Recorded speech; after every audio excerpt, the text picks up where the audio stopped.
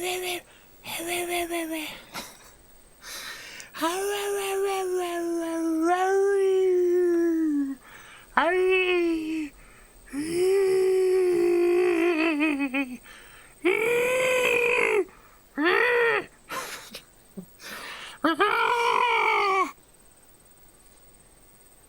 ha ha, welcome. It's another Fear Fright Day. That's right. Fear Fright Day here in the video game valley. Are you ready for some frightful experiences? Scary games. Are you ready to just see sights that will make you go, abla.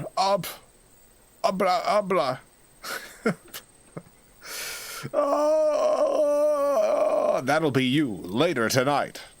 Welcome to the Video Game Valley. It's a beautiful day today, a perfect 72 degrees out. We're playing various frightful games on the Atari 2600. How frightful can games possibly be on the 2600? I guess we'll find out. I guess we'll discover. I've kind of picked an assortment of games based not necessarily on how scary they are, because I don't remember what most of these games are, but instead on how terrifying the title sounds. So some of these games are definitely going to be very spooky, but some of these games might not be any spooky, because I just went based on the title. Ha ha ha ha ha ha ha. Ha ha ha ha.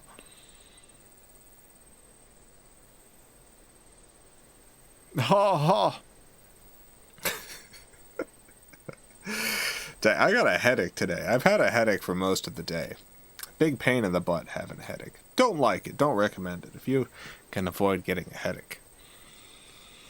I was planning on playing some other game tonight, but honestly, sometimes when I have a headache, I have a difficult time, like, with 3D spaces in games. It just kind of makes me dizzy. So I thought, what's the least 3D console I can play? Well, what about the 2600? Sounds good. Driving in the rain and night to pick up my sis and her family from the airport with my mom. Be home to eat pizza and watch the rest of the stream soon. Well, drive safely, Dr. Buggy. I hope your journey goes well. I hope the airport experience is fine. I wish you well on your travels. And I hope you have a good pizza later. I hope you're getting a good za. I mean, I know, most za is generally pretty alright, but I hope you're getting an extra special, just delightful za. Za.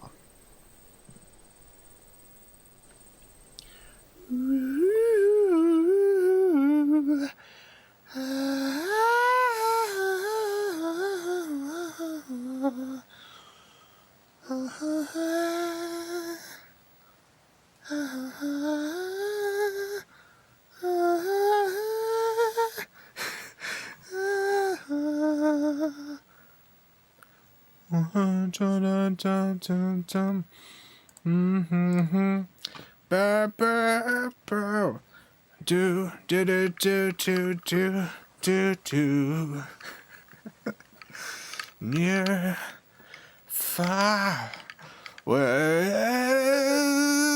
you are.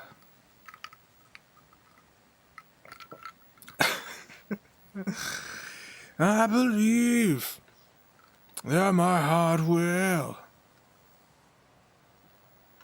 go around.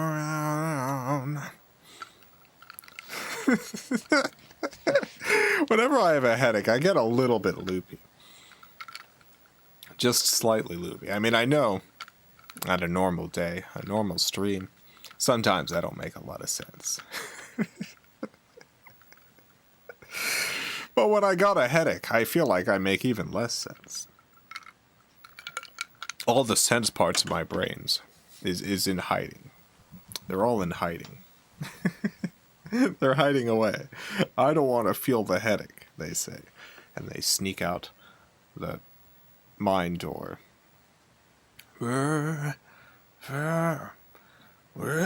you are. Alright, the game we're starting out with is, Bugs. Bugs! I believe we played this on stream before. I remember playing Bugs. I remember playing Bugs on stream. But we're playing it again because it is pretty spooky. It's got some haunting visuals in it. Some truly haunting vises. Bugs does. And also, you play it with a paddle controller. I've got the paddle controller hooked up, so the first batch of Frightful games we're playing today are paddle controller games. So we're not actually using the controller I've drawn on screen there. We're using the paddle controller. I guess I should show what the paddle controller looks like. I guess not everyone knows what a paddle controller is. For the Atari 2600. This is what it looks like. It's for paddle games. It's a little wheel. And you spin it left and right to move things around. It's very nice for a certain section of games where you have like a thing that needs to move on one plane. And then it's got that one button. So when things are at their scariest here, when things are at their most frightful, remember that we have ultimate control over the game through a paddle. Controller. Alright, I'm turning the system on. I have it right in front of me because I gotta... Some of the controls are on the system itself, like the reset button. Those are some frightening bugs. Look at those bugs. Jeez Louise. My God. Already. A terrifying experience. It's weird that this game considers lizards bugs, but I think that's probably right. So we got a centipede, we got a lizard, and then we got some other pede. Maybe a millipede. Maybe the first is a millipede and the third is a centipede. I'm not sure. They're all bugs, though. Lizard, bug, millipede bug.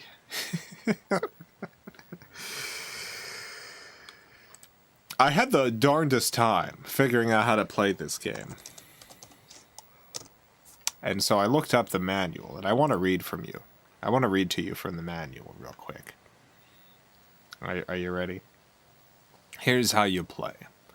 Using your paddle controller, position your ultrasonic weapon, the aiming cursor seen on your screen, directly below the emerging bugs, and bugs is capitalized.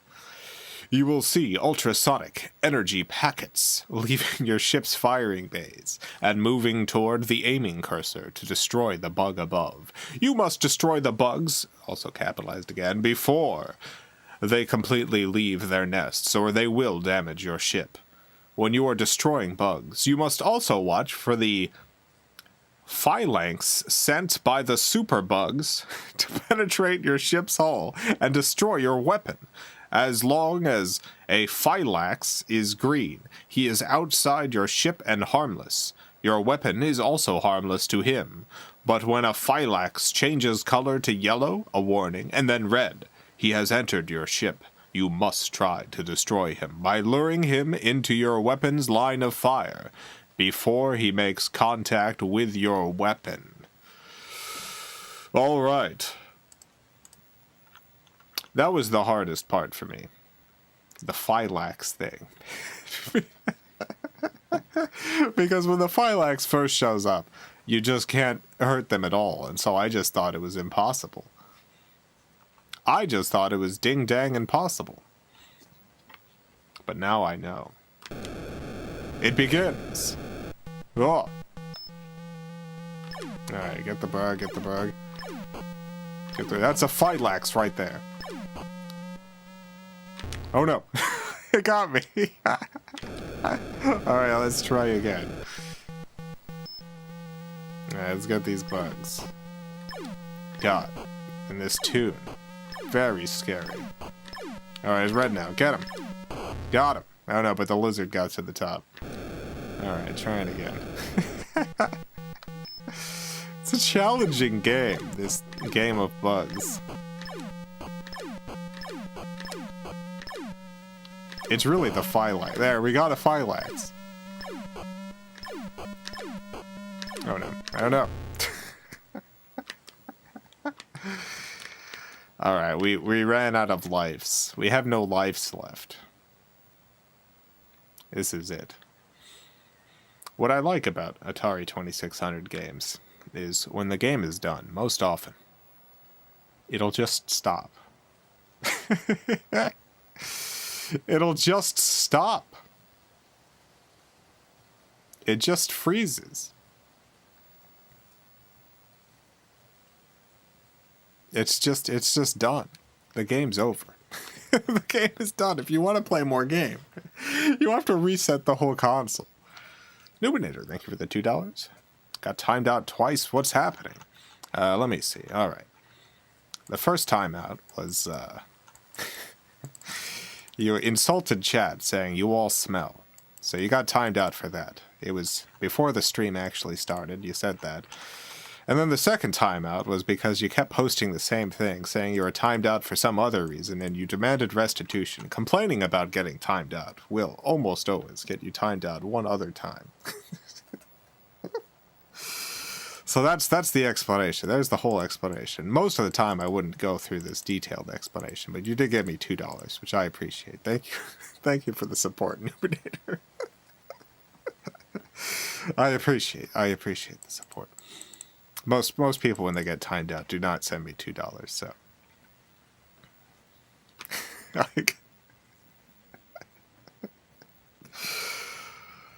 The original Mobile Suit Gundam movies just went up on Netflix. Oh yeah, I've wanted to start watching that. Should I watch it on Netflix, or is it a... is that a Evangelion situation where, like, the dub is worse? Let me know. Thought it was because I said ook ook. I think you got timed out before that. The ook ook message never showed up. I don't think any ook ook messages showed up. Alright. Resetting this.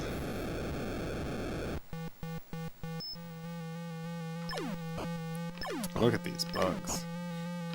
Oh no. The phylax. Got him. Oh. It's so hard.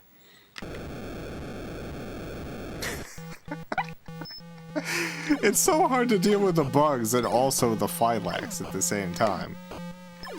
Because the phylax requires an entire different strategy. You have to wait.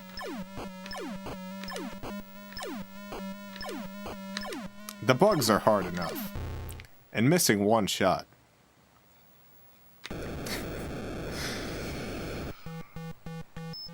Missing one single shot, it's all over. You just don't have enough time anymore if you miss a shot. It's a very stressful game. It's so scary the bugs are gonna get to the top.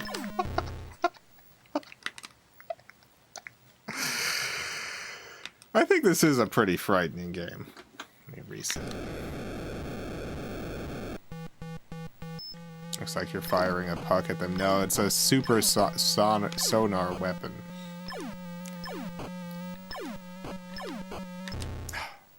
Netflix versions are fine. It's the condensed movie versions of the TV show, which have better animation, but it squeezes a 23-hour story into 7 hours.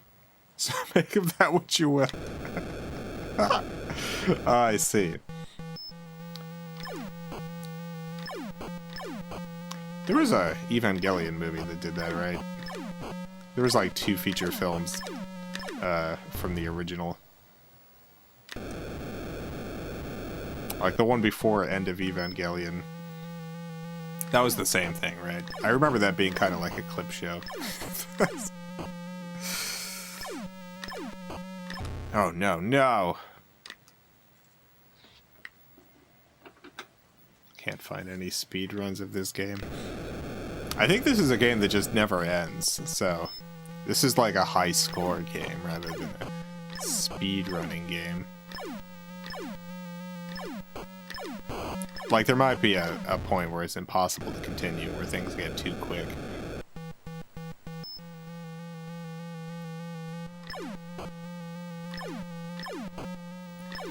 Start by watching the movies, and if you like it, watch the TV show. Well, realistically, I'd probably only end up watching one in general. So if I did like the movies, I'd probably never end up watching the TV show. Just because of time-wise, but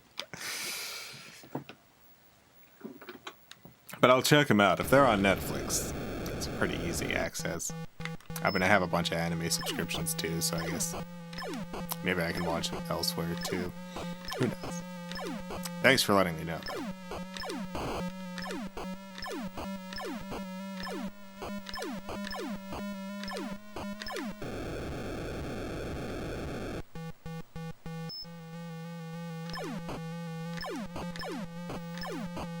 Oh my god, look at that thing. Oh god. Oh no. Jeez Louise.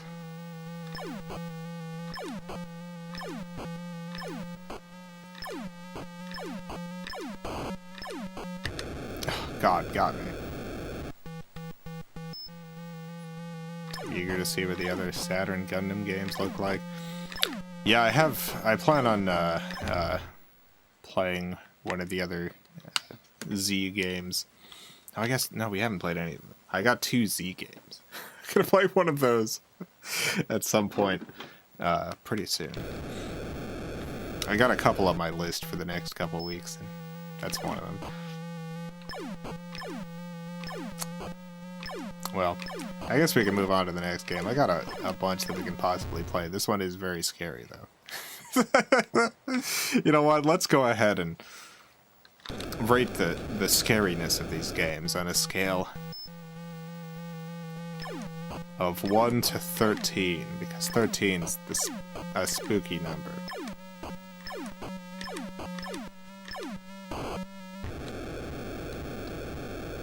What would you give Bugs on a scale of 1 to 13 in terms of scariness? 13 being the absolute spookiest.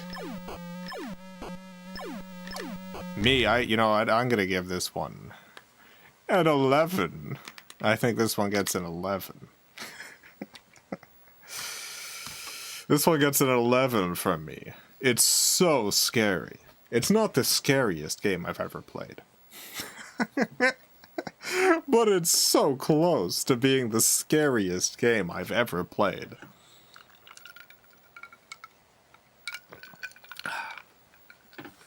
Alright, next one. Alright, I'm done with you bugs. I'm done. Let's see, what's next? Oh, this one sounds very scary. Encounter at L5. What's the encounter gonna be? At L5, no less. What's the encounter at L5? Let's find out.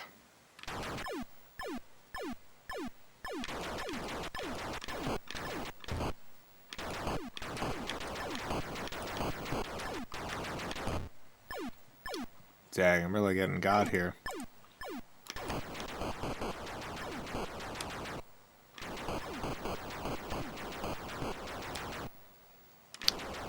Oh no, they got me. It's weird that my ship just disappears sometimes. I don't really understand. Can I shoot here? Can I shoot here? Am I dead?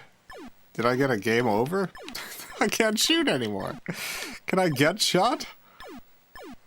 This might be a game over. Ah, thank you for the $5. I hope you're doing good. Thought about Deadly Premonition for the next Fear Friday game.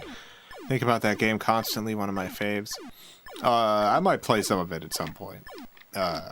Probably not, like, in the near future. I'm gonna reset this. I haven't actually, played through most of that. I played through a little bit. I played through a tiny bit of that game.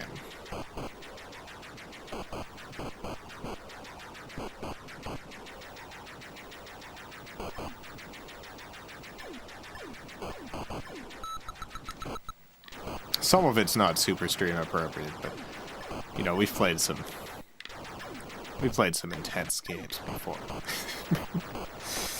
we've played some rough and tumble games, and I think that game's goofy enough in many instances.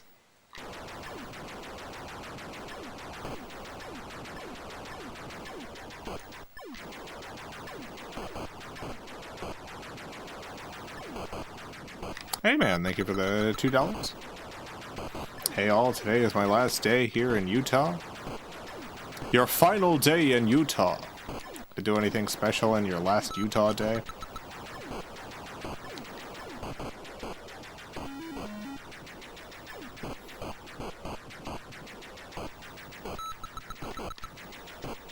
Utah. World of Tar and Use.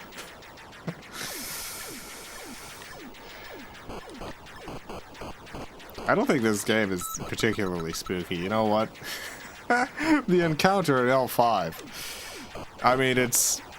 I imagine if I was in this situation in real life and a bunch of ships were coming shooting at me, that'd be pretty scary. But... it's also too loud. I think it's too intense in its volume.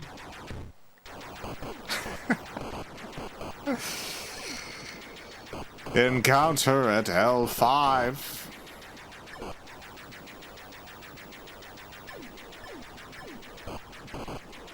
Went to lunch with my great aunt at a buffet. Wonderful. I haven't been to a buffet in a while. Alright, well that's Encounter at L5. I'd say this one gets a... you know what, this one gets a 4 for me. It's a little spooky. But not a lot. It's got a little bit of frights.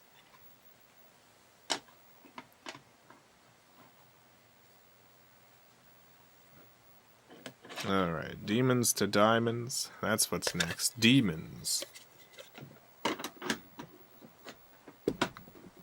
To diamonds. Do they make vegan buffets? Yeah. Yeah. There's... you know, there's not, like, as many as there are, like, Sizzlers. but they're around.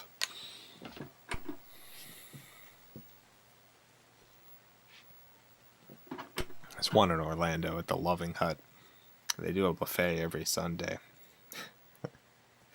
It's mostly that. It's mostly, like, vegan restaurants that have buffet days. Come on, demons to diamonds! Here we go. Demons. To diamonds!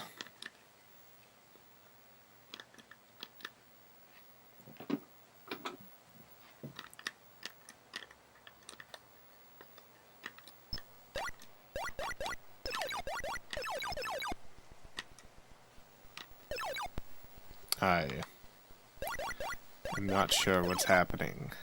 I cannot control this game. Am I supposed to use the other paddle, maybe? Oh, yes. For some reason, this one uses the player 2 paddle. Oh, look at those skulls. Dang, I got shot. I'm dead now. I'm in Death World. I can no longer interact with the real world.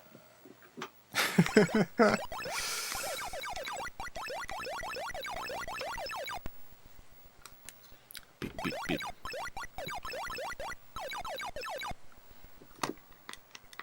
This one's pretty spooky. It's got demons and skulls. Are all these paddle games? The one's up first. I've separated the paddle games from the non-paddle games, so I didn't have to switch back and forth.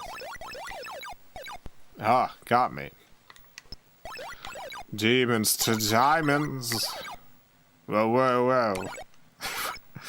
I've gone to a new world. The skulls are shooting me, too. Unbelievable. That's pretty scary.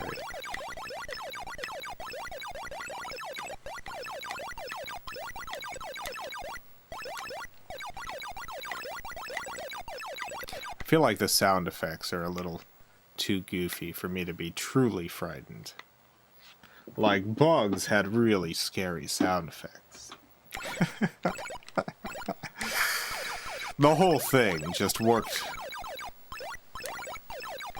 as one to create a truly frightful encounter. Do you have the 2600 Ghostbusters game? No, I have it for some system, but not the 2600 version now.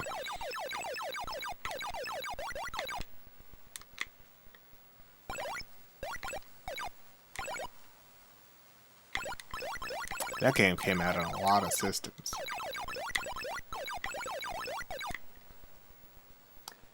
Maybe I do have the... No, I don't think I do. I have it for some system. I definitely don't have the 2600 one. You know what? I'm thinking about... Because I did play that on stream, but I forget what system it was on. I think we played the Master System version. Or maybe it was the NES version. I don't know.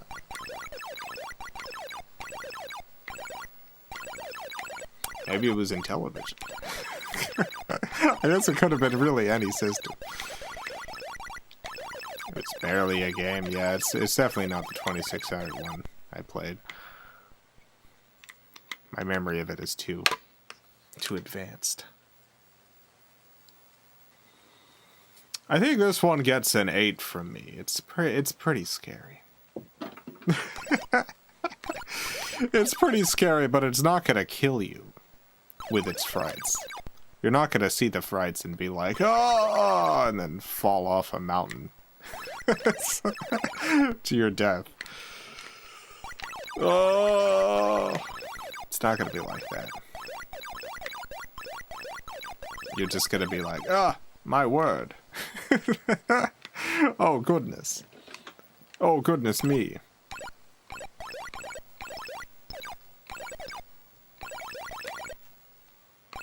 I've continued reading through the Mrs. Polyfax books. She's an old woman who,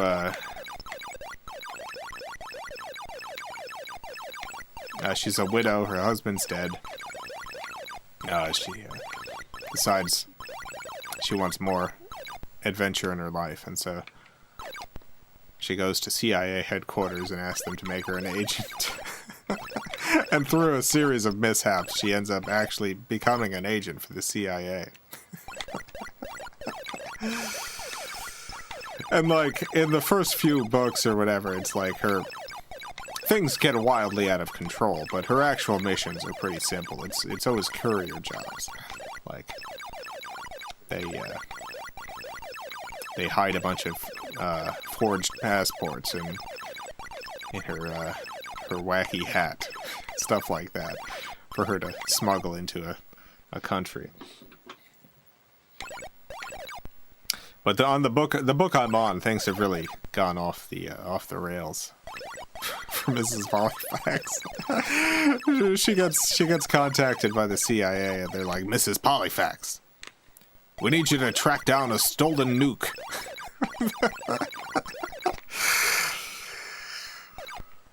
Ugh. It's basically like, it's like my cartoon, Welcome to the CIA. It's like that. But instead of a horse being brought in, it's Mrs. Polyfax. This old woman. With this, like, with these wild hats, and it's the president of her local gardening club. This is Polyfax. They're gonna be selling this nuke to the highest bidder. We need you to infiltrate. We need you to infiltrate the sail and get that nuke for us.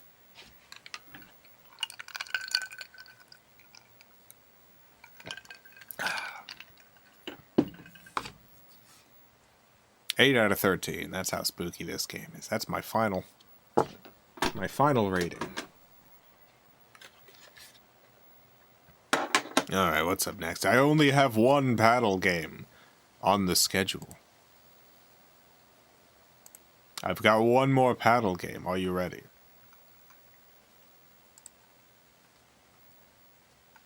One final paddle game.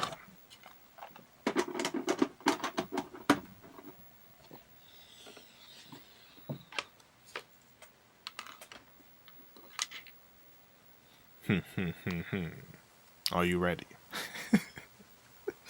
For the most scary, spookiest racing game of all time, Night Driver! Night Driver!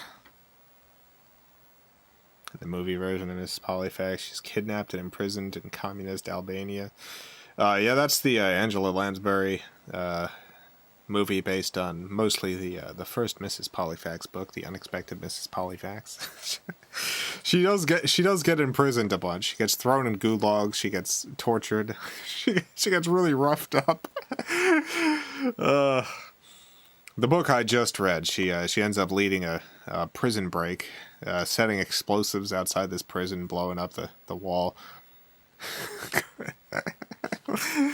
Helping the underground to free some political prisoners. And great series. Here we go. Whoa. Oh no. Oh. Alright, let's try to go again.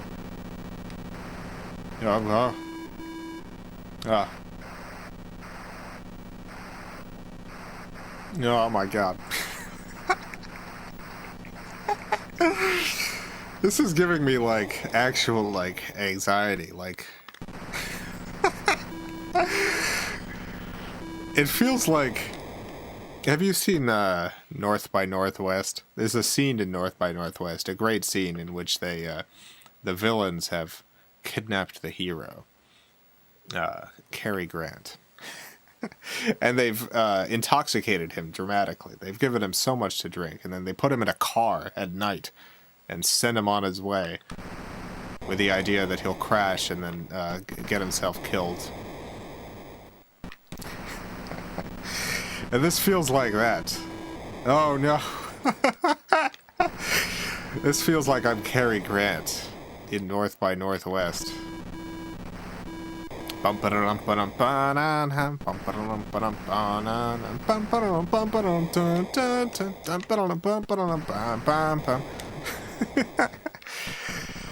god. Oh jeez. Ow! Oh, I guess I crashed too many times. There we go.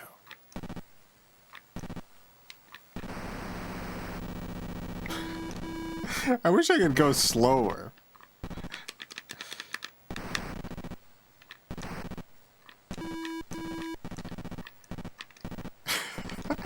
I can go like one little baby step at a time, but I'm running out of time. If I don't go one baby step, I'm just spiraling at like top speed. Ah!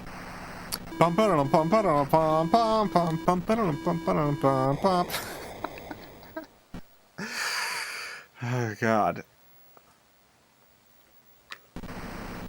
North by Northwest, great film, by the way. If you want an exciting,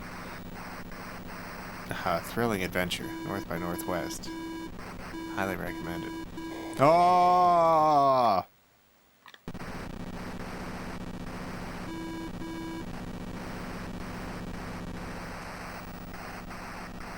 It's not helping my headache though. This gameplay is not really helping my my throbbing headache. Da da da da da da da. Oh, I feel. I'm gonna give this a 13 out of 13. This is the scariest game. This might be the scariest game on the Atari 2600. This is it. This is the most frightful one. Ah. We ran out of time. That's all. I think I've had enough. Night Driver. Drivers at night. Night Driver.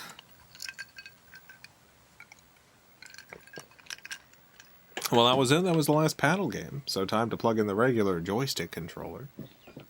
Blah, blah, blah. Get these paddles out of here.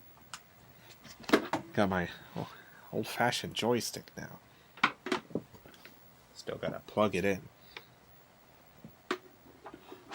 Let's see. Oop. Alright, it's plugged in.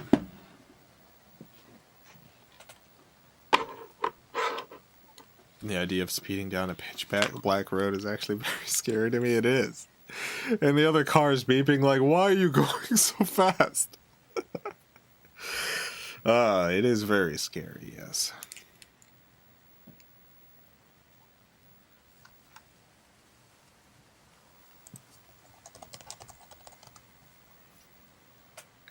Bum pa-dum, bum pa-dum.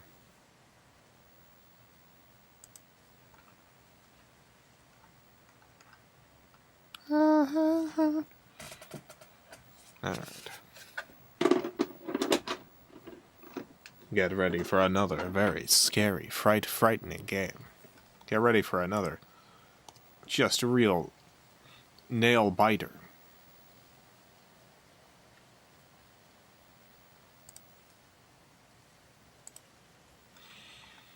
Here it is.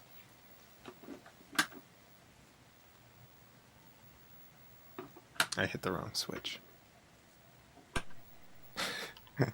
Here we go. Solaris! I have no idea if this is actually based on the novel or one of the movies. I guess, when did the first Solaris movie come out? That was the 70s, right? Or was that the 80s? Dang, I don't know. I read the book. I haven't seen either of the movies. Any chance he'll do an RPG in here someday? Oh, we played a few RPGs. It's been a few we've played through. Oftentimes we won't completely finish one, because some RPGs, playing once a week, there's a couple RPGs that would take us like a whole year to get through, but 1972, is that the movie? So this could be based on the movie.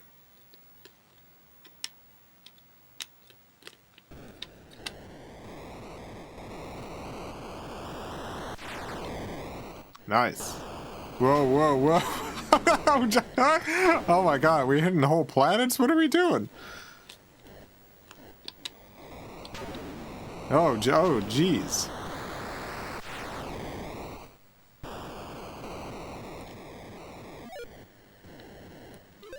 Didn't Solaris have an influence on Silent Hill? That sounds about right. Sounds right to me. Same kind of premise. Kind of. Solaris movie, 1972. Yeah, I haven't, like I said, I haven't actually seen either Solaris movie. I've just read the book.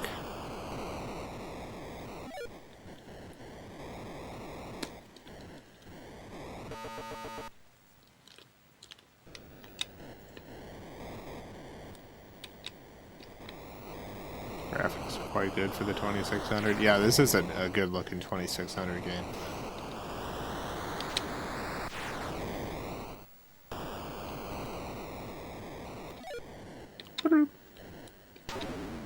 Oh. Right. I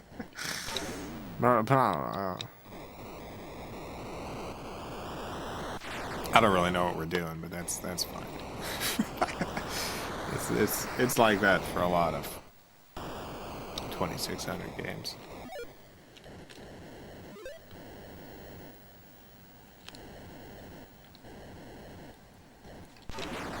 Yeah, I got it. Oh, my god, what's happening? Oh god. This too much blinking. There's too much flashing in this game. Again, might not help with my headache.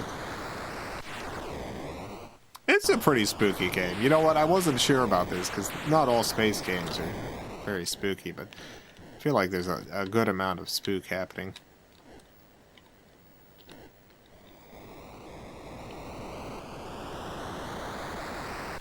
My understanding is Stanislaw Lem hated both movies. Yeah, I can imagine that. It really has too many blinks. I think this game is too flashy. I gotta stop it. It's too much.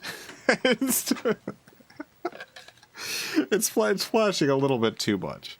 I think that's enough of that. How scary is it? I give it a 10 out of 13. It's pretty scary. Pretty frightening. Color flashes, too.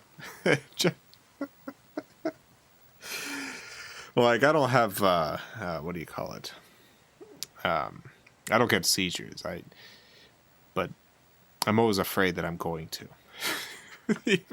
Even though I literally never have, and so I won't. I don't have epilepsy.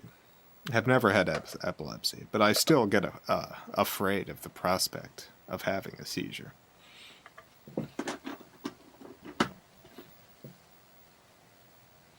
Alright, next one. Oh, this is the pinball game.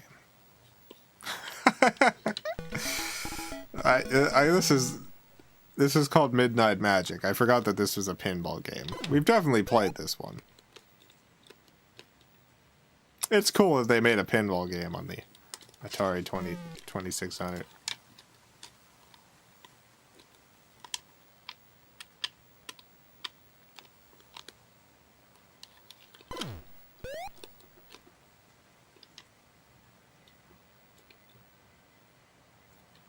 Summon me with pinball. Yeah, I mean, I guess there's probably not too many pinball games on the 2600, so I guess we could say this might be the spookiest pinball game on the 2600. It might be. Probably is. I mean, it kind of looks like a spooky face in the center there.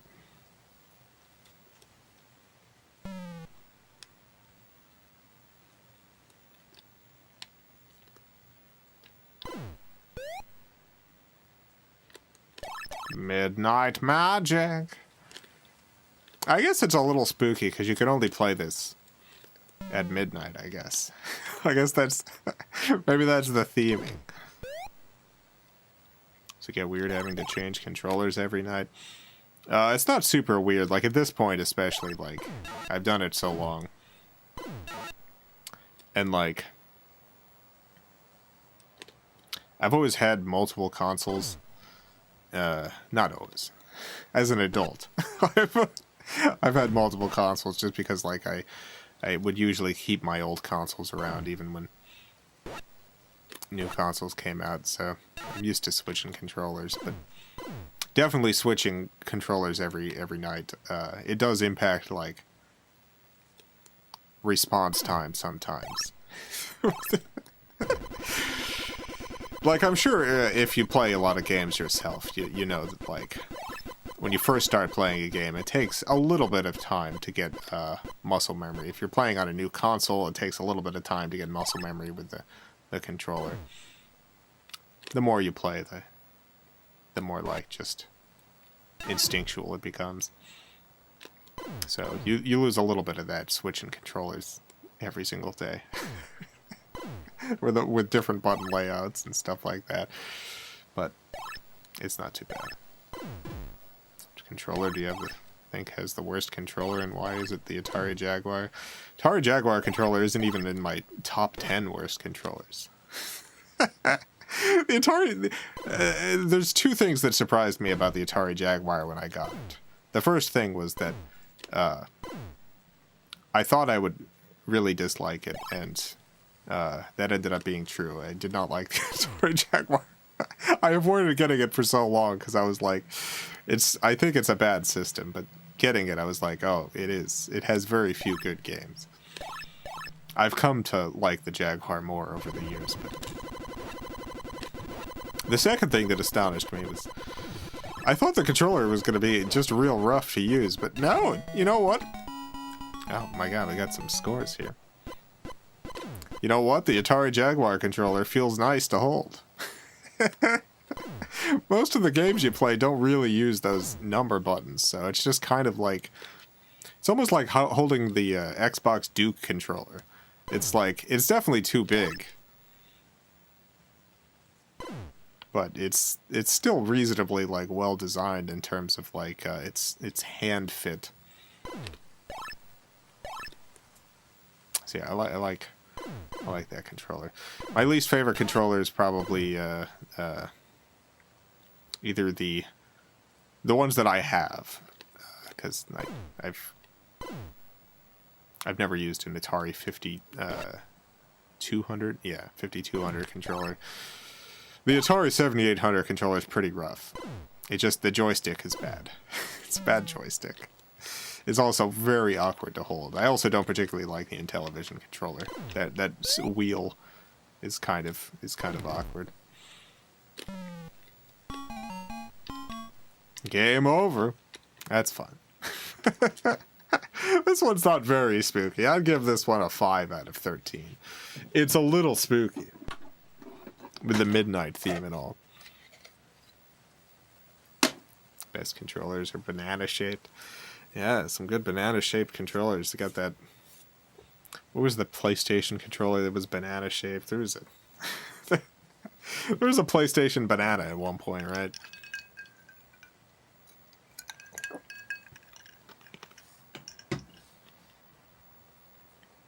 Would you rather use a GameCube one? GameCube's a good controller, yeah.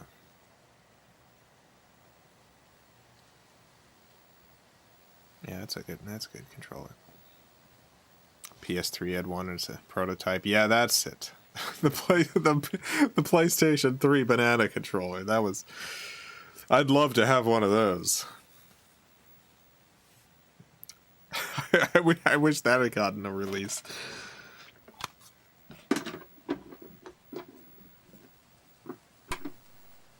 Towering Inferno. Oh no. Towering Inferno.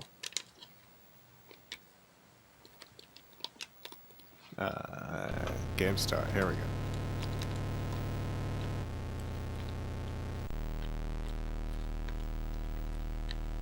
I feel like something's wrong.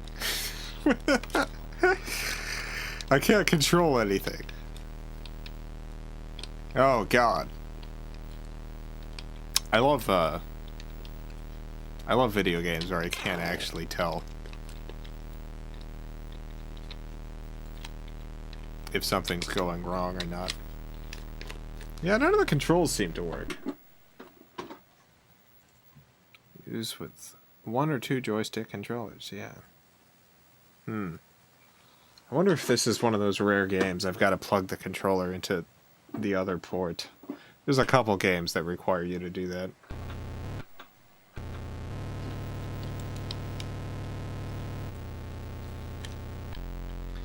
See, I think this is what you're supposed to be seeing.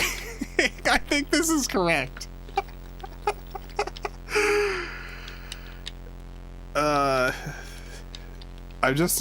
I think maybe my controller is plugged in incorrectly. I'm gonna look this up.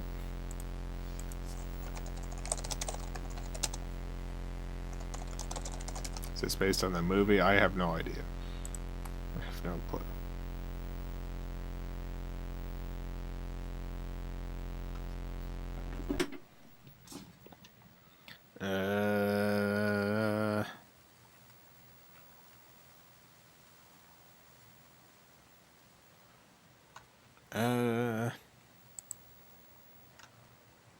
Nothing in the manuals of any help, which sucks.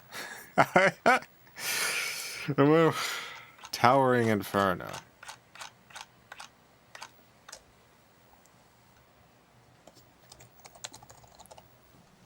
Yeah, I've got the manual in front of me, and this is...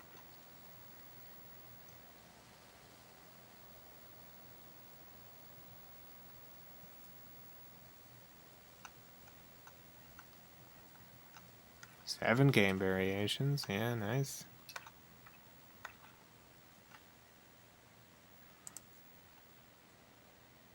It all looks on the up and up. I guess I could try plugging my controller into the second port and seeing if that helps.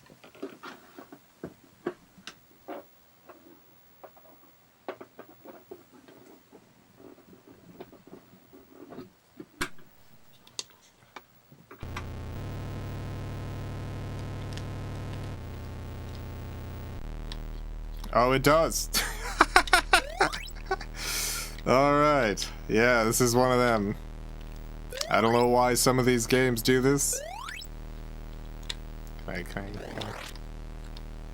No? Do I have to get all the fires, do you think? Oh no, the fires got me.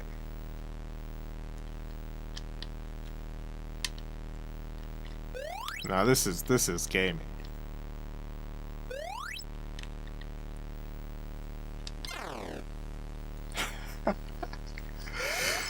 Oh, this is true gaming right here. This is the experience that gamers crave.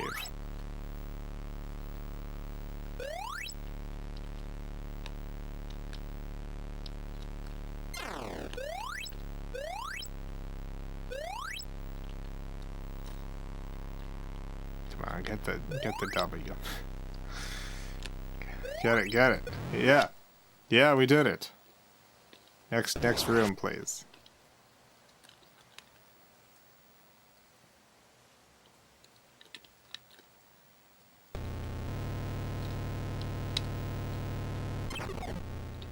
Happened. Oh God. Jeez.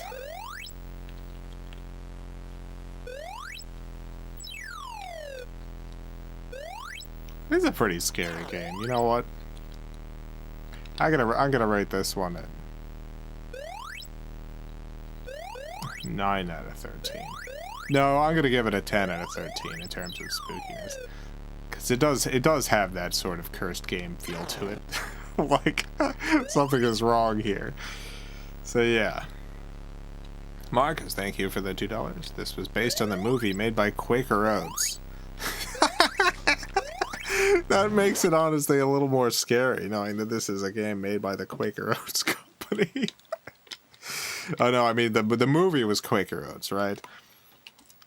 The Quaker Oats film company made Towering Inferno. And this game came into existence based on that, right?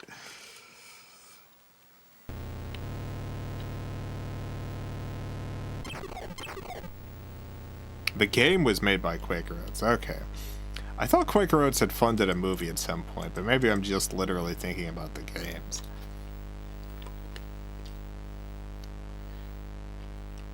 Anyway, good job, Quaker Oats. Towering Inferno. Did a good work. Why did they do this? Why? Why would they do this? Someone needs to contact the Quaker Oats company and ask them why. Alright, that's probably enough. Towering Inferno. That buzzing is harsh. 20th Century Fox made Towering Inferno. Quaker Oats made a lot of games, apparently. Did they?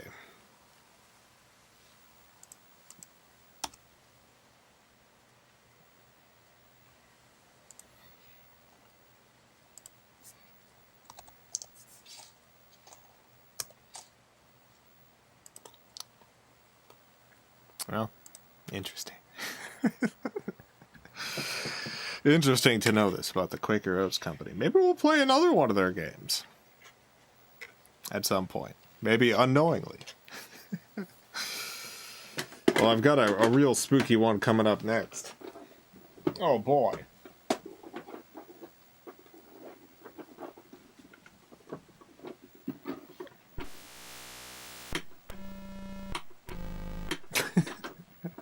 Come on, come on. Come on, game, you can work. Almost. We're almost there. We're nearly. We're nearly here.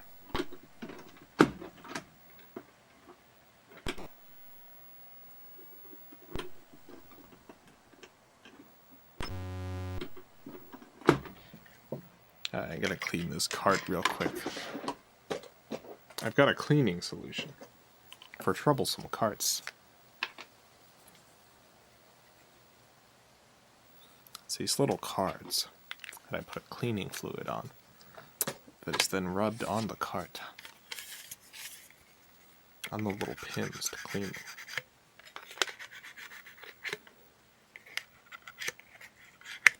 Gets the gunk off them. Makes the connection better.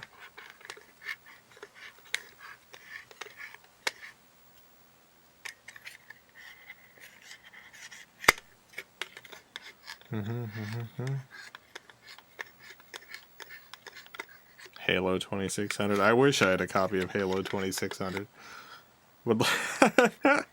I'd love to play that Halo 2600 game.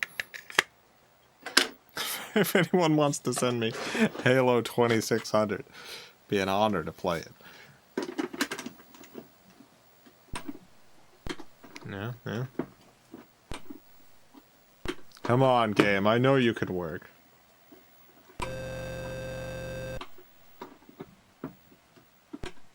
I believe in you, game. Maybe I shouldn't. Yeah. Oh. Here it is. Hey, it worked. Nice. Well, this is a Spider Fighter. Spider Fighter. Get ready to fight some spiders. Are those spiders? Oh, they are! Oh, no! Oh, jeez. Oh, I had a visceral reaction to those things turning into spiders. Oh, God. I didn't think this was going to be that scary, but those spiders were a nightmare. Oh! Oh, God.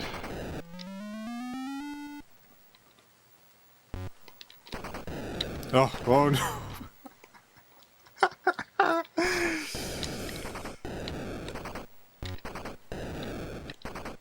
I wonder if video game companies at some point will start just having their logo on screen the whole time that you're playing again.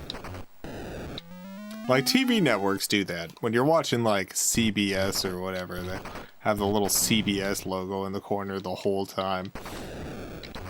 I haven't watched cable TV in a while. I assume they still do that, because why would they ever stop? Maybe they have stopped, but I don't think they have.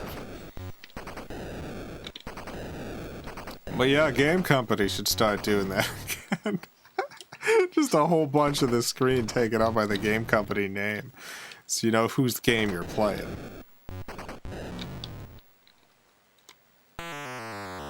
Dang it, the spiders got me. Quaker made Space Jockey, Sneak and Peek, Word Zapper, Commando Raid, Name This Game, Towering Inferno, Mad, Gopher, Squeezebox, Egomania, I said Egomania, Piece of Cake, Raft Rider, and Entombed. I have a couple of those. No more on the list tonight, but interesting.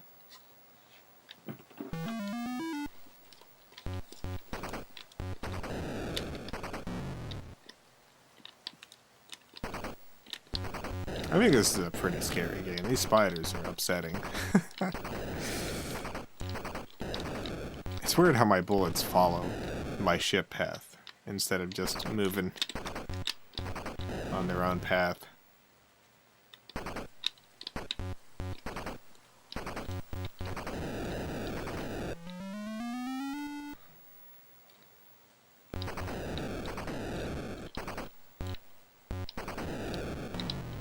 Ah, got me. Got me. Spiders just done killed me.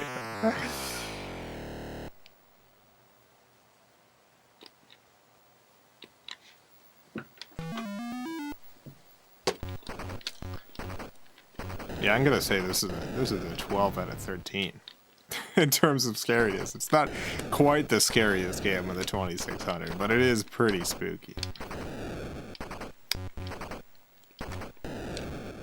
You don't want to just go right into this one. You really need to prepare for the frights. It's too scary otherwise. Ah! Hi, Valio, Jason. I love you all. Love you too, Alan. Glad to have you here.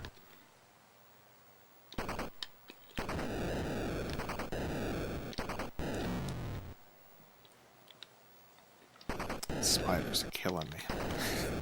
These spiders are killing me. Literally. With their guns.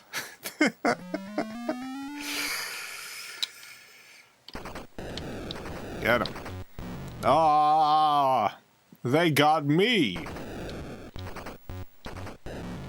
Ah! That's alright.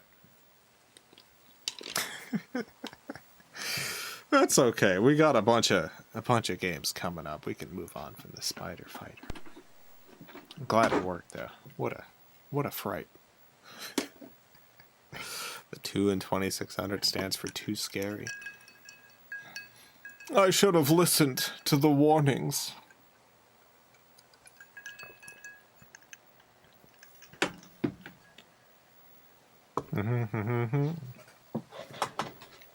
Alright. Moon Patrol. What are we gonna find on the moon? What are they hiding?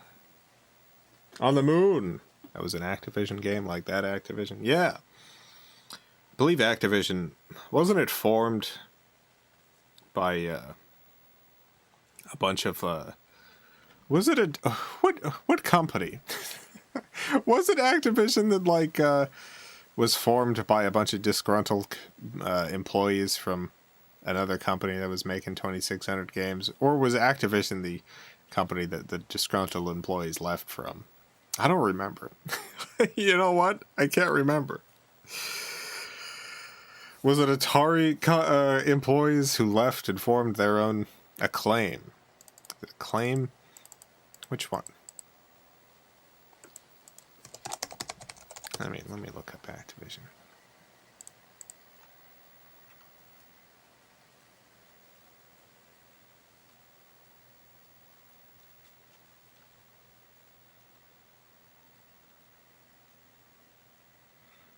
Okay.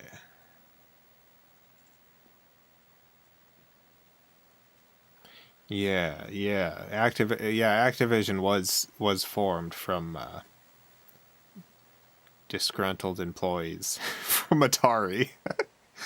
Yeah, Warner Communications had bought Atari, according to Wikipedia, to help accelerate the Atari video computer system to market by 1977. That same year, Atari began hiring programmers to create games for the system. From the beginning, the company did not award bonus pay to programmers who worked on profitable games, nor credit the programmers publicly to prevent them from being recruited by rival game companies.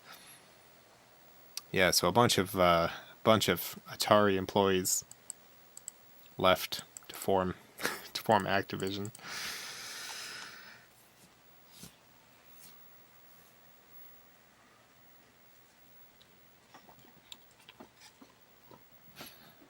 It's funny a company, formed specifically because of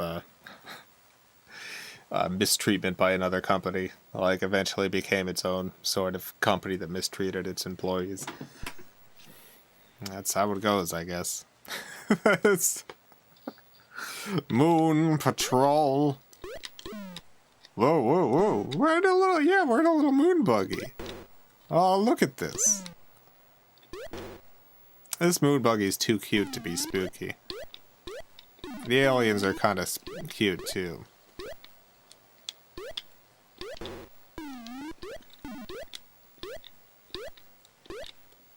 Yeah, this game's not very spooky. I guess the specter of death that looms over you while you play is a little spooky, but...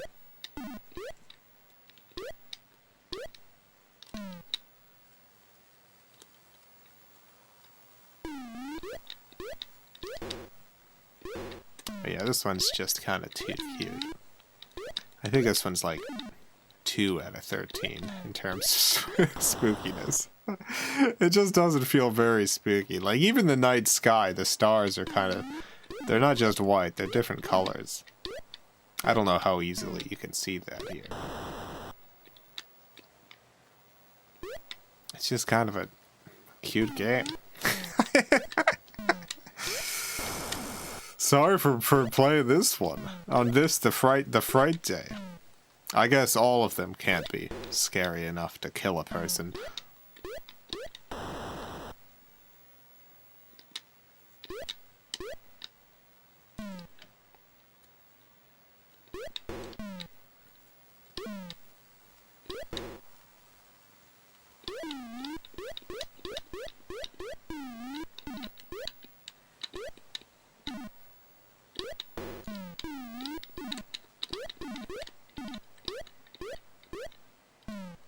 I like it.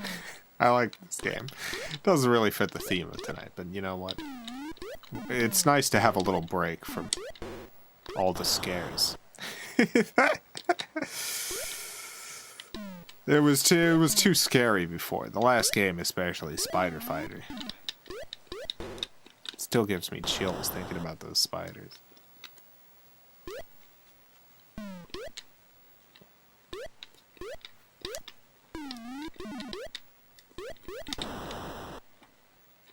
Moon Patrol. Just on my little pleasant patrol. just on my little mission. I got my little laser guns.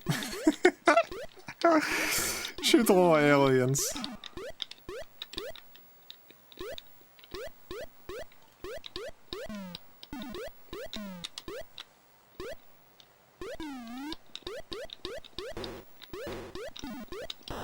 Ah, no.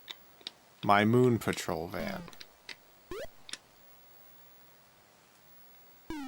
Out in the middle of nowhere, camping on my Verizon signal. Technology. It's unbelievable. You're out camping. And somewhere, hundreds or thousands of miles away, an Atari 2600. A system from, God, 50 years ago is currently running. And you're seeing the video output from it. In the woods or wherever you are. On your portable screen.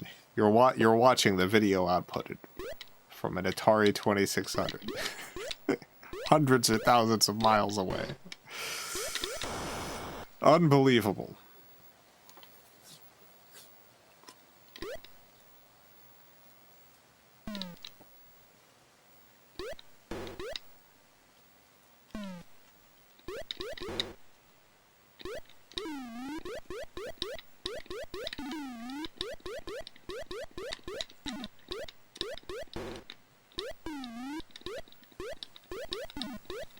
A lot like the valley, but instead of a meadow, it's a desert. Oh, you're in a desert.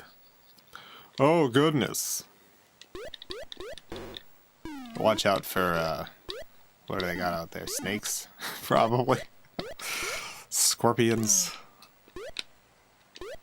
We got scorpions here in Florida, though. So you know what? I don't know. We got tons of snakes here, too. You know what? I guess the desert and the swamp aren't too different.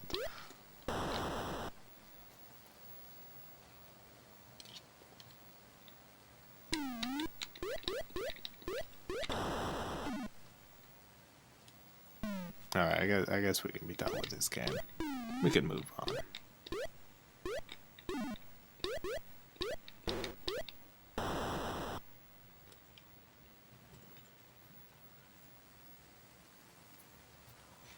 Moon Patrol. The least spooky game we've played, but it was a nice break from the terror. The terror.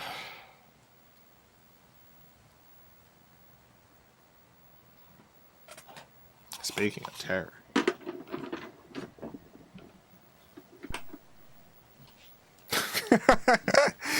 When I say speaking of terror, something terrifying better come up on screen. What is this? This game is called Space Attack. I guess I'm playing. Am I, though? I can't tell if any of my inputs are happening. Maybe this is another one of those second controller slot games, I'm not sure. ZTK, thank you for the $6.66. Spooky chat! No! It's a very spooky number, thank you. ZTK, I see. I appreciate the frights. I was terrified just seeing your message pop up.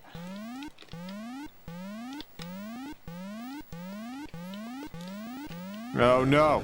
Ah! The lack of knowing is scary. Yes, the lack of knowing what's going on here is very scary. Like if I walked into a bunker and this was on the screen and those warning sirens started playing, I'd be like, no! No! What's happening? No! Oh!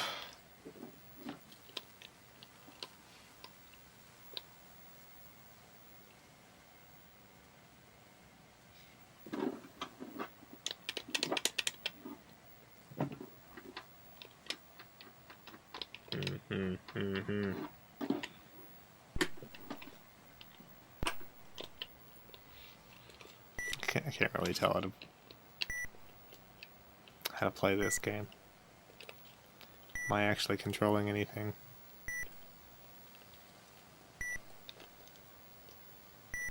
I don't think I...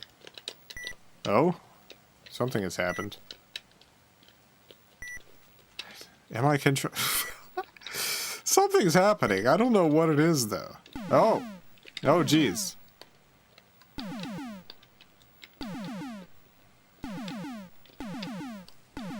Look at those stars. God. My God. This is kind of spooky. It's unsettling. Ah!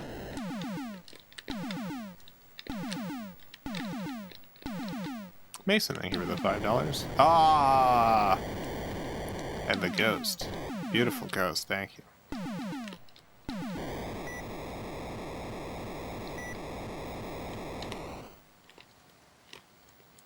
Love that ghost. Very, very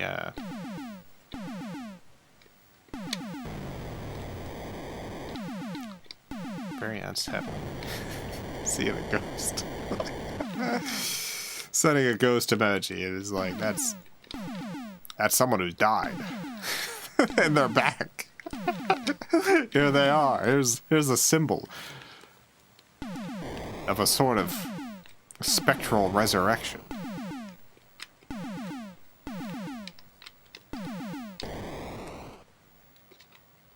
Anyway, yeah, this one's pretty spooky. I give it a 7 out of 13. It's not extremely spooky, but it is a little unsettling.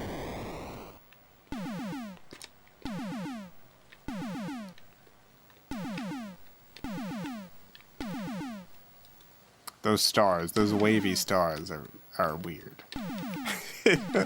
They're weird. I don't really understand why they're moving around like that. They're wiggling. It gives me the impression of like looking through like a really thick glass, though, which is maybe the point.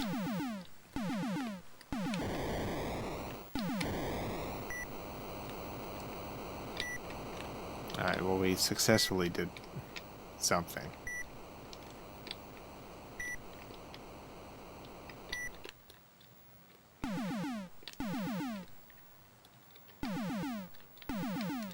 I can clearly remember being 4 years old and being totally in love with Atari, but not understanding 90% of it.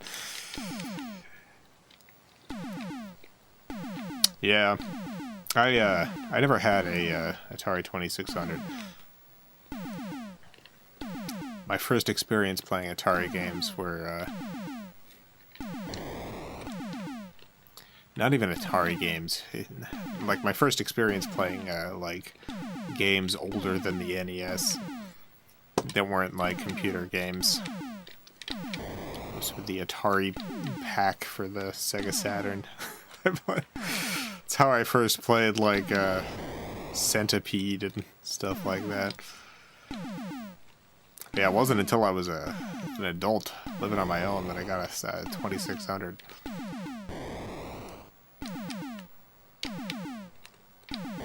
Headhunt, thank you for the $5. Hope you're well, Jason. Hope these vibes help with your headache. And then a bunch of hearts and sparkles and one duck. Thank you. I'm sure the duck will help loads. Thank you. I appreciate it.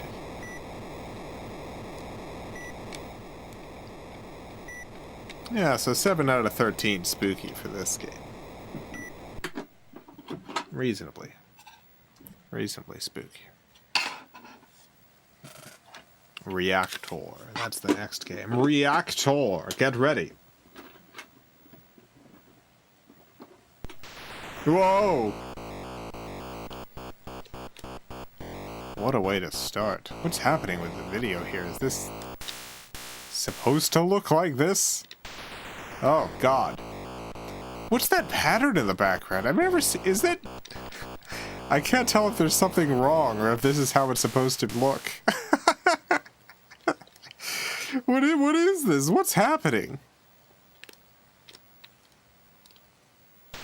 Oh, God. I'm gonna reseat this cartridge just in case. I mean, it looks cool. I guess this is just right. Oh. Oh, God. What's happening? What am I doing? Oh, God. Oh, no. Oh. This is the creepypasta game. Yeah, this feels like a creepypasta game. This one is yeah, this is scary. This is a nightmare. This is 1313 scary. You know what? I haven't played too much of it yet, but yeah. I think this is a 13 out of 13. It definitely doesn't look right. It doesn't. I can't tell. I know a lot of games like used weird artifacting stuff to enhance the graphics beyond like the capabilities of the system, but this kind of looks like a problem. This looks like something's wrong.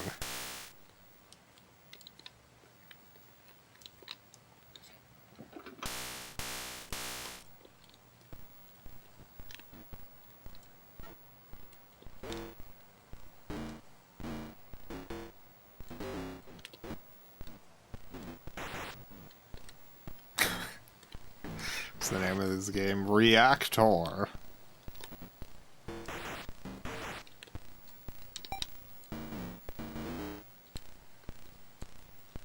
Reactor.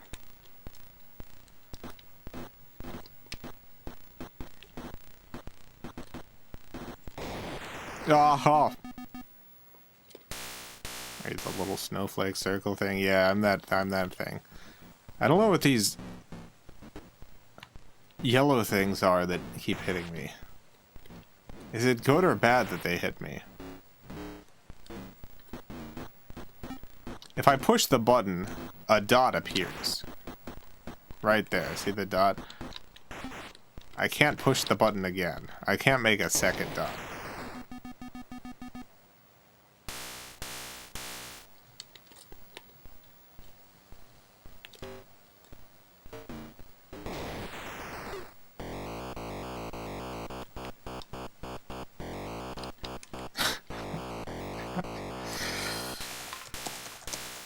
Oh my goodness.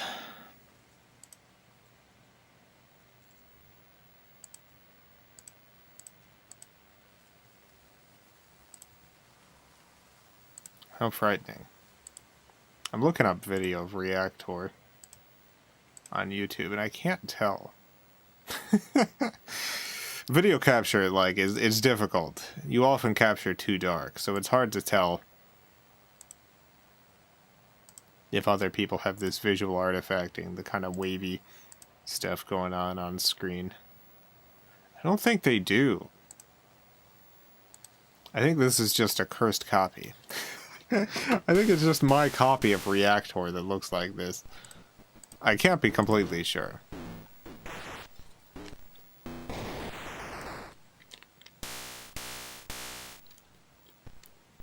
I think it enhances the experience, though.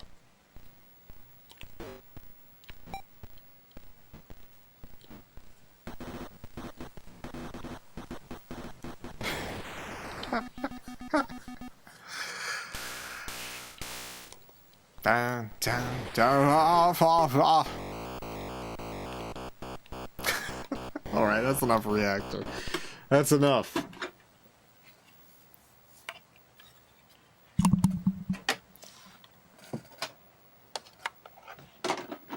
I have no idea if this one's going to be scary. It's not, it doesn't really sound very spooky. It's called Gangster Alley. I thought maybe it'll be a little scary.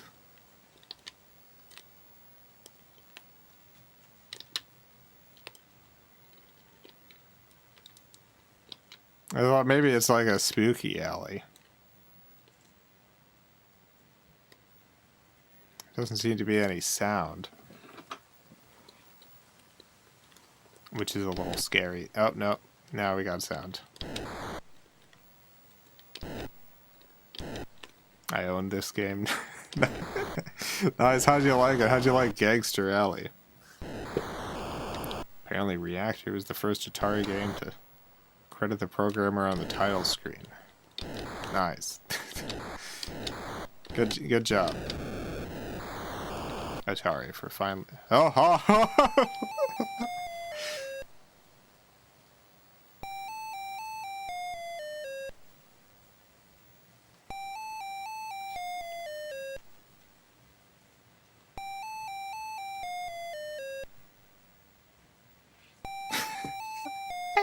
This is pretty scary.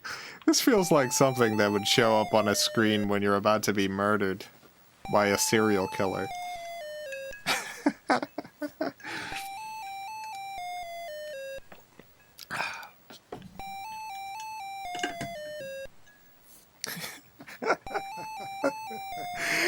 You can just picture this in a dark room somewhere.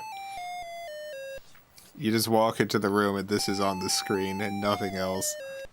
It's just an old tube TV plugged in, sitting on the floor. The only light in the room being the light off of this screen.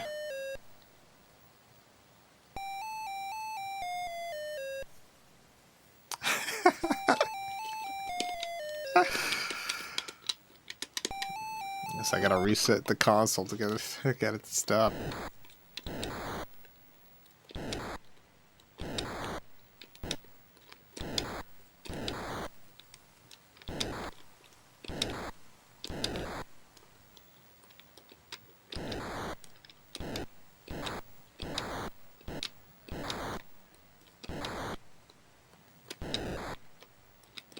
No.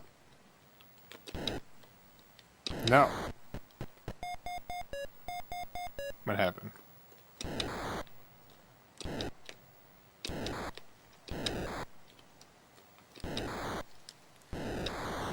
Ah!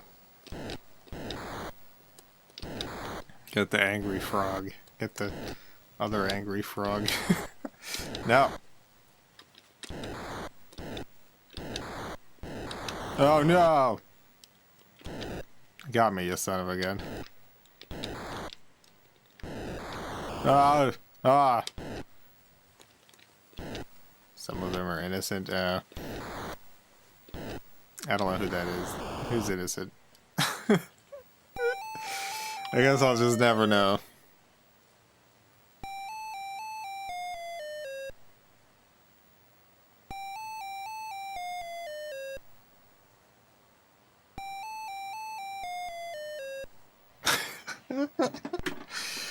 Okay.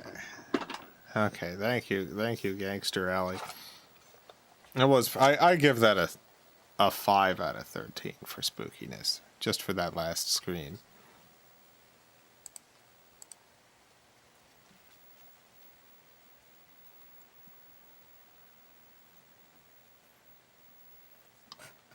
In retrospect, Atari is pretty dang creepy. There is a creepiness to like this era of technology, where like a lot of stuff is abstracted. By the time the NES came around, like you still had some elements of that, but you started seeing like the artistry of the pixel art and stuff got more complicated in a way where you could represent stuff visually in a way that you couldn't really on the 2600. I think the abstraction combined with the sound effects being created by the system through like just sine waves and stuff it's a little unsettling. Journey escape. This one might not be very spooky.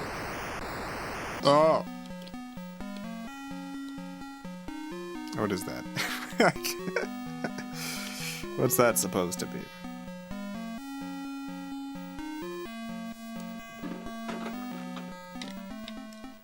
Oh, here we go. We're journey escaping.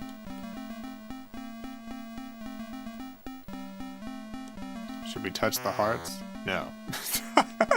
Don't touch the hearts.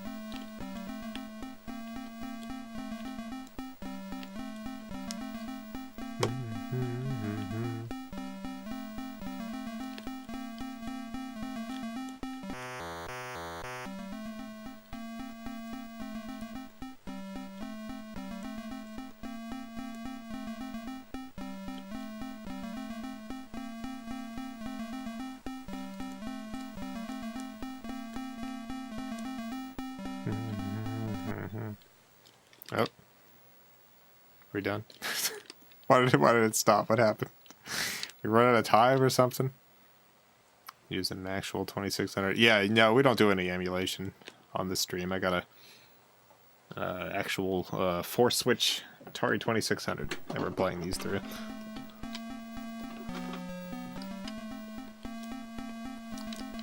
Alright, so I'm running out of time. How do I get more time? I don't want to hit the hearts. Is there something I want to hit? No, I don't want to hit those. I don't want to hit those. Is there something good to hit?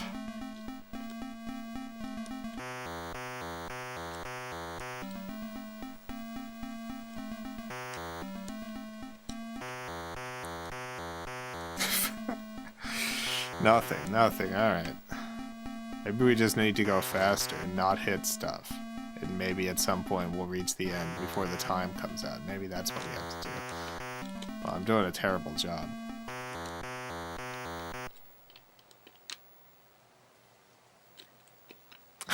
That's it. Try one more time.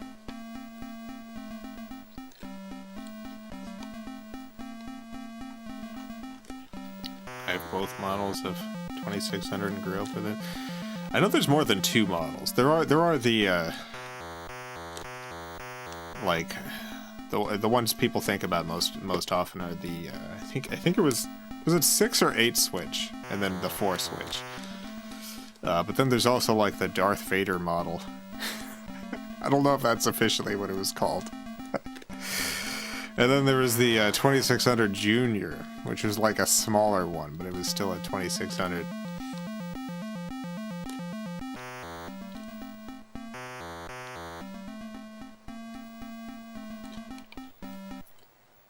I think there was some other variant too, but I cannot recall.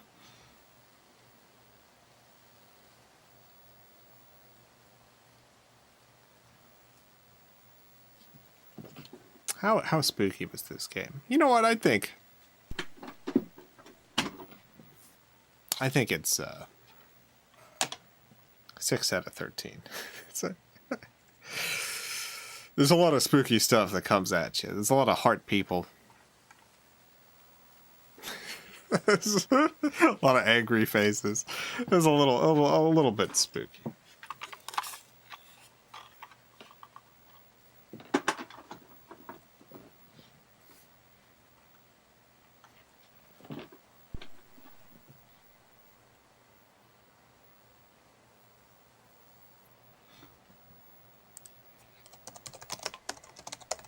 This is one of my favorite spooky games. This is one of my favorites. I'm looking at the Wikipedia for the 2600. There was, 6 Switch models. There was the CX 2600 Heavy Sixer, and then the Light Sixer. Alright, so there's two... There's 2 6 Switch models. One that's very heavy. One that's not as heavy. I think there was some shielding that got removed or something. And then the 4 Switch, which I've got a 4 Switch. I don't know what version of the 4 Switch I have though. Mine is wood grain. It's not the black one. Yeah, so I've got the 4 Switch one. Apparently there's a bunch of motherboard revisions too. Yeah, I don't know anything else about my model.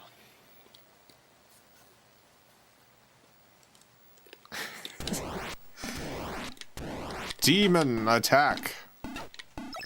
That's pretty spooky.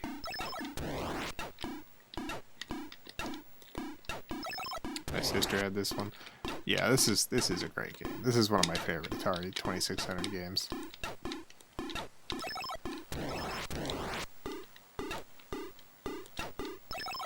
Only 2 models released in Australia.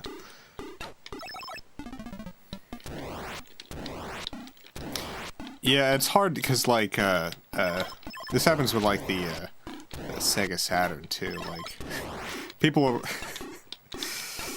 the Sega Saturn had so many like internal revisions and stuff. Like I know there's a podcast I listen to where they get annoyed at like the Model 1 versus Model 2 stuff, because like a lot of Model 1s have Model 2 hardware and a lot of Model 2s have Model 1 hardware or something like that.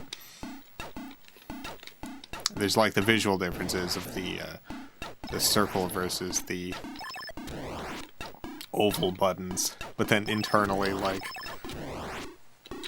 you could have 6 different oval button Saturns with 6 different motherboards.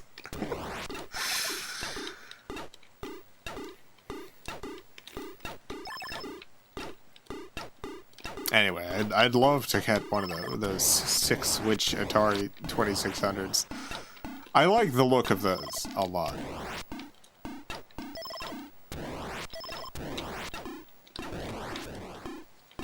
I don't remember why I got a 4 Switch instead of a 6 Switch. I made a lot of decisions at the time. I went through a lot of data. I was like, which one should I get?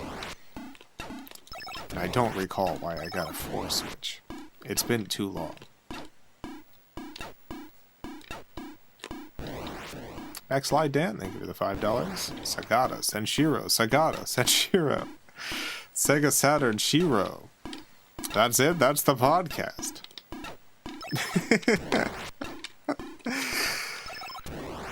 Good podcast. A lot of great Sega Saturn information to get on that podcast.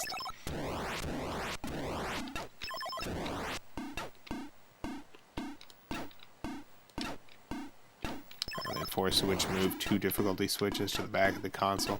Yeah, I don't think there's actually any like functionality difference between the consoles.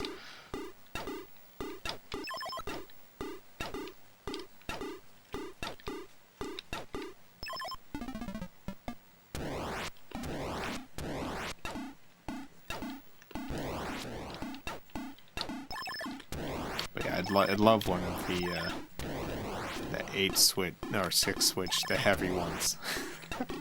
Specifically the heavy version of the 6 switch. Just the heavy, just real heavy console. Talking about the Japanese mascot of the Sega Saturn. Yeah, the podcast is named after the mascot. The podcast is Sega Saturn Shiro. Named after Sagata Senshiro from the commercials. The guy what done beat people up for not playing Saturn.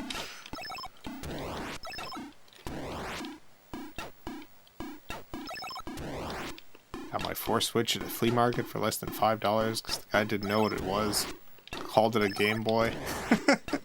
Nice. $5. Great deal.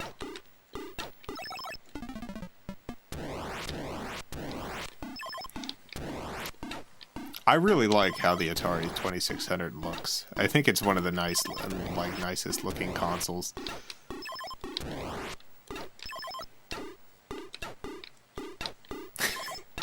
It's got a look to it. It's beautiful.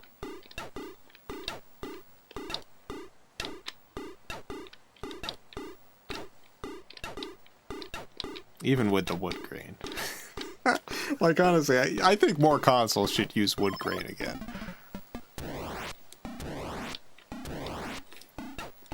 I just think about, like, the PlayStation 5.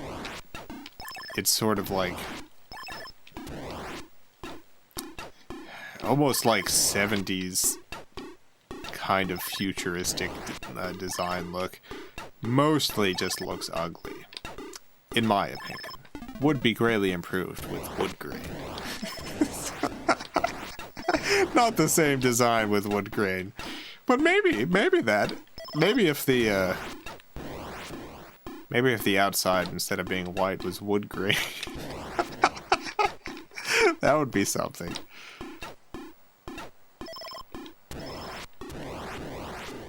You played Snail versus Squirrel.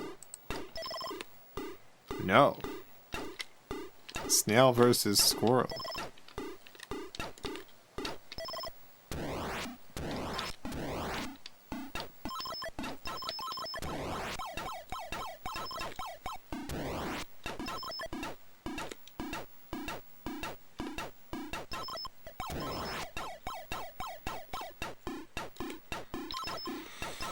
Is this a scary game? I think the demon designs are really interesting in this. Like, I feel like this is one of the more interesting looking games of this genre from this time period. I really like how the demons look. They look otherworldly. It's just beautiful. This is well designed. Yeah, it helps that it's also a good game. Like, this is a great game. Tense is scary, right? Yeah, the music is getting tense. Tense is scary. Sound design, the art design, like, it's all very simple, obviously, because it's on the 2600, but it's very effective. There's an artistry to this that you don't always see on games from this era.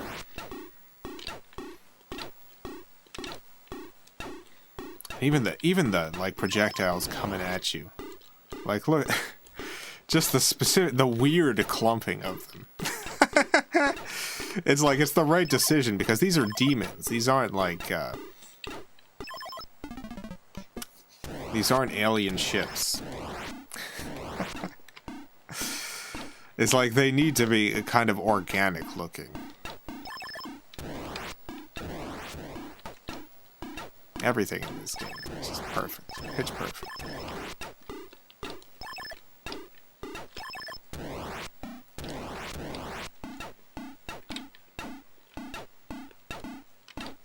Okay, guys have death animations. Yeah, just breaking apart.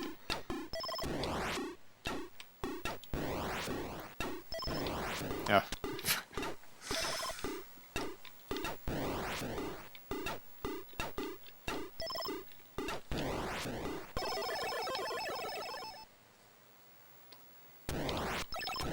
Remind me of manta rays. Yeah, they do.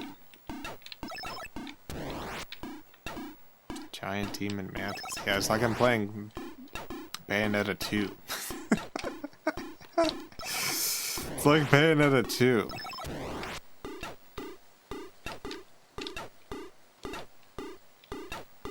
Got into the Atari 2600 because my dad went to a yard sale and came home with a console and literal trash bag filled with about 80 cartridges. It's spent less than $50. Great deal. I miss the days of getting video game deals at yard sales. I know it still happens, technically. It's just... most of the time when people sell their consoles now, it's online. You don't really find those kinds of deals.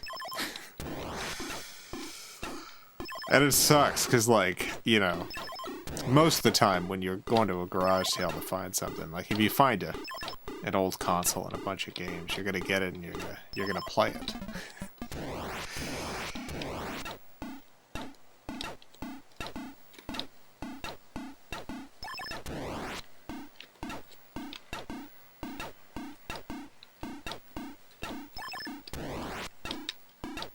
I feel like there should be 2 different prices for used games. A higher price if you're planning on buying it and just having it sit around forever until you can resell it. And a much more reasonable price if you're planning on playing it. I know that's impossible to implement. It just sucks the way that this particular, like, art form is tied to collecting and investments.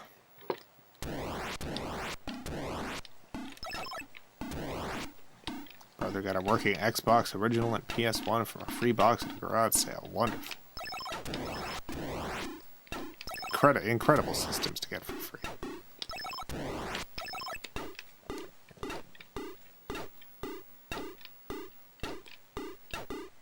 Those are demons. What is your little shooty ship thing? I have no idea. It probably says so in the manual. It could literally be anything, I guess. But yeah, I have no clue.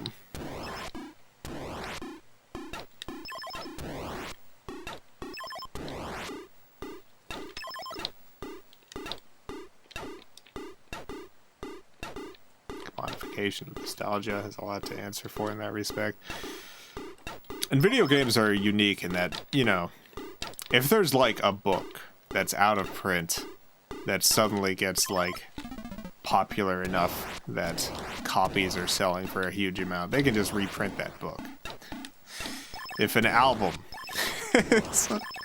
is out of print and, you know, the copies start going sky high,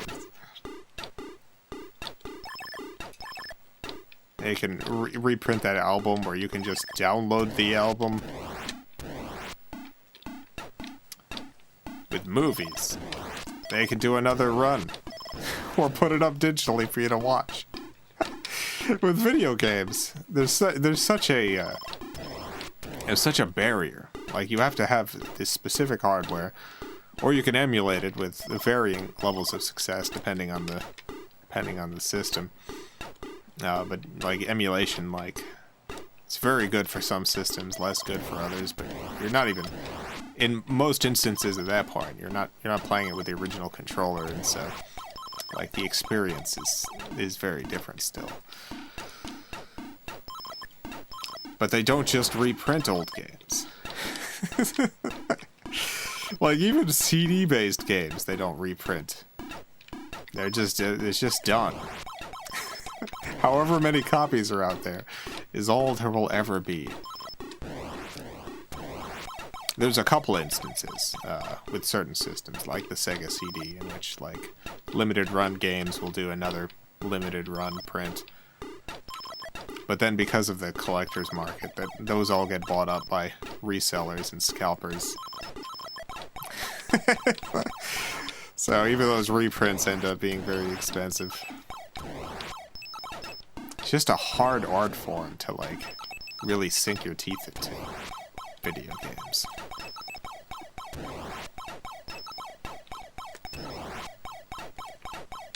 See, someone made a widescreen mod for Super Mario World. Had to remap, design things because the 16:9 aspect ratio. I didn't see that. That's interesting.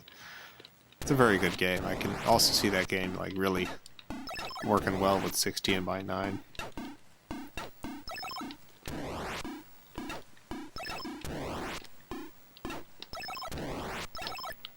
some server required DRM and first day patches.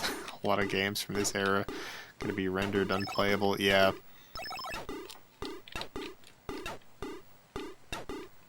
Yeah, you know, I've got lots of physical games from all sorts of systems, as you know if you watch this stream.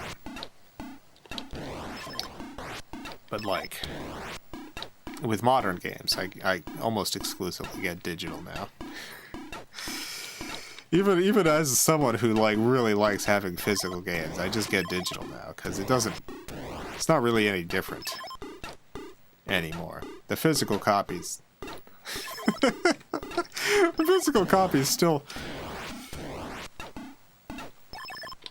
it's just installing itself to your system the way a digital copy would. It still requires server updates like a digital copy would.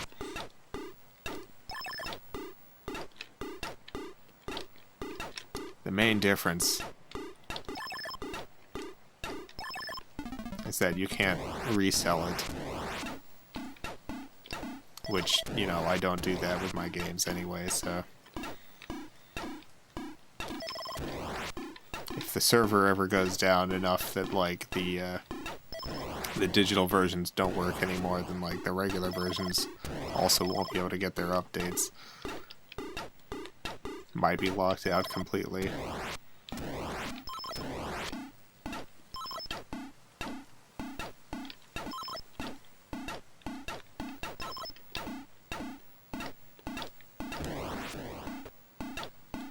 When I die, my hundreds of Steam games will just evaporate into the ether. How do you bequeath that collection to someone? Yeah. You should have the ability to send all your games to another account upon death. Should be able to gift your ancestors your Steam library.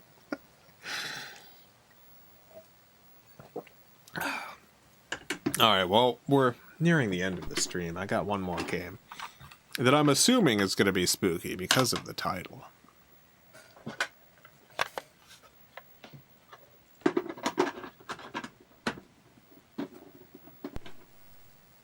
Haunted House.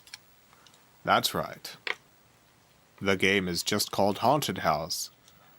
I imagine it's going to be spooky because it's, once again, called Haunted House. Look at those eyes. I'm controlling those eyes with my controller. Hard to see them now. Alright, let's start. Oh my god. Oh my god. What is that? Oh no!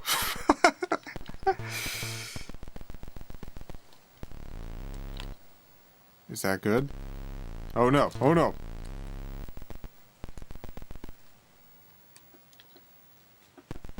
Oh! Oh, I didn't give a rating to the last game. Dang, I'm dead. Oh my god, I'm super dead. I give, in terms of spookiness, Demon Attack, I'll give it a 9 out of 13. It's a 10 out of 10 game, but in terms of spookiness, 9 out of 13. Ooh! Oh, I got a light! Now my light's gone. Oh. You. Is that a lobster? Is that a spider? What is that? Oh no.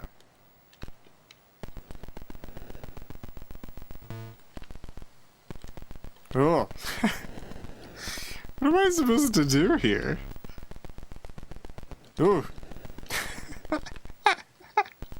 It's pretty darn spoopy. This is pretty darn spoopy.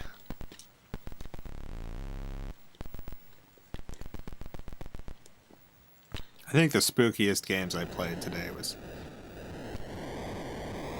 Oh. This, Night Driver, and Reactor. Those are the scariest ones. I think you're supposed to close all the doors and windows. Oh.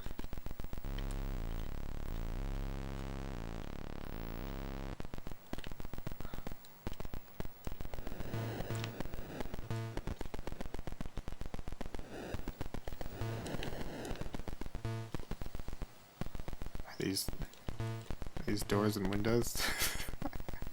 It's Meatwad. It is Meatwad. Yeah, you're right. Am I supposed to get the numbers down or up? Do you think? That's 2. Is that good? 1. Is that better?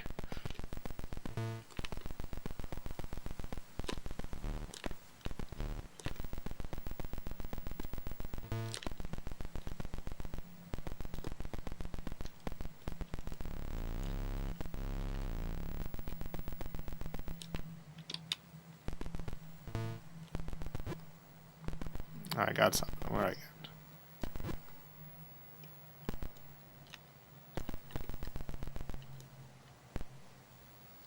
The numbers are which floor you're on. Oh. How do I shut doors and windows? Dang, a ghost is coming. Alright, I'm on floor 3. You're looking for pieces of an urn. Nice. That is pretty spooky.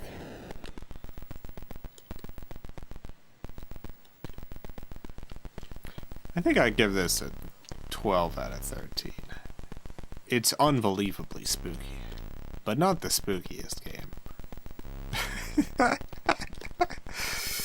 It's incredibly spooky, really dangerously spooky. But yeah, probably not the most spooky. That is Night Driver. Night Driver is the scariest. Night Driver and Reactor, both 13, I think. Oh no, they got me.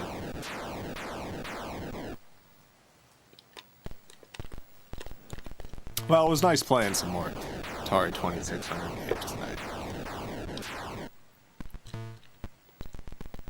I don't do too many streams from the second generation of video game consoles, because, you know, not a lot of the games I can do a full 2 hours on, so it's... But I like doing them. I like playing these games.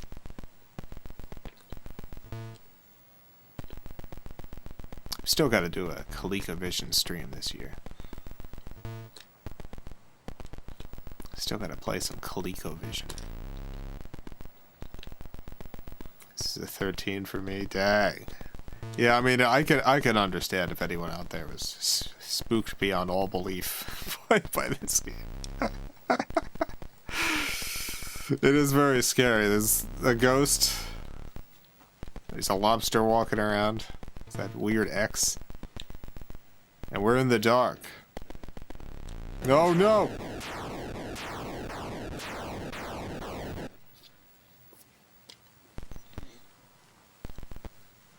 Played Tarzan for ColecoVision so much.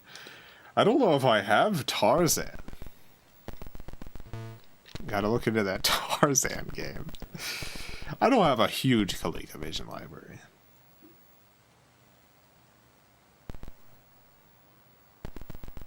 I got like 30 games or something.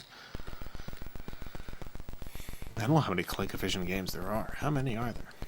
Maybe I do have a large ColecoVision library. I think it's got more than... If I had to guess, I'd say like, what, 300 games?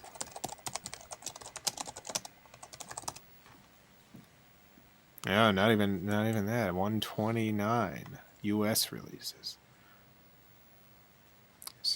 136 games in the ColecoVision. So yeah, I guess I got a good chunk of the games. Oh no! The lobster got me while I was looking stuff up. Dang it, lobster. Yeah, I've got 32. I've got 32 ColecoVision games.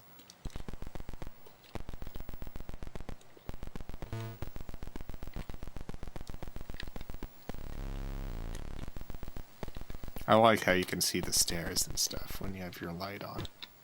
That's a nice trick. This is a good game. This is a good one. I love the ColecoVision. Yeah, it's my favorite system from this era. Like, if I had to choose between 2600 Television, ColecoVision. ColecoVision's the one for me. Although I've never played a Fairchild Channel F or Odyssey 2. There's a bunch of systems I've just never tried, but ColecoVision. Love it. Love those Colecos. Alright, well that's probably it for tonight.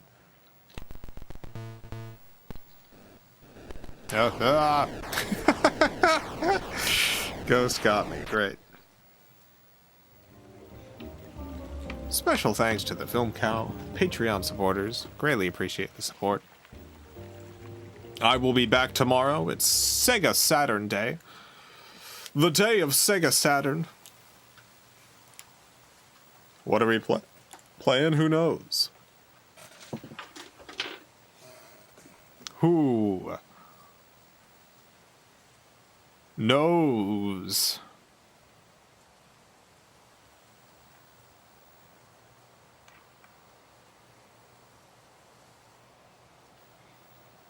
I really just have no idea. I haven't picked out a game yet. Depends on how I'm feeling tomorrow. Depends on if I still have a headache. It's hard to deal with some 3D games with a headache, especially low frame rate games, and there's a bunch of those in the Saturn. But if I'm feeling good, anything's up for playing. Anything's on the menu. Any game is on the menu for me to eat. I'm gonna eat the disc. Gotta have nice cartoon crunch sound effects. Well, that's it for tonight. Thank you all for tuning in. Have a great night, everyone. Oh, a great morning, afternoon, evening, whatever it is, wherever you are. Have a good one. Farewell, everyone. I love you all.